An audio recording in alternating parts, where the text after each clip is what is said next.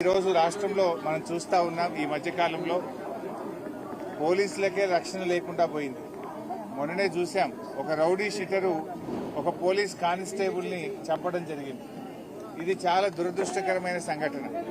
అంటే హోంమంత్రిగా ముఖ్యమంత్రి ఉన్నాడు, ముఖ్యమంత్రి హోంమంత్రి, హోంమంత్రి ముఖ్యమంత్రి.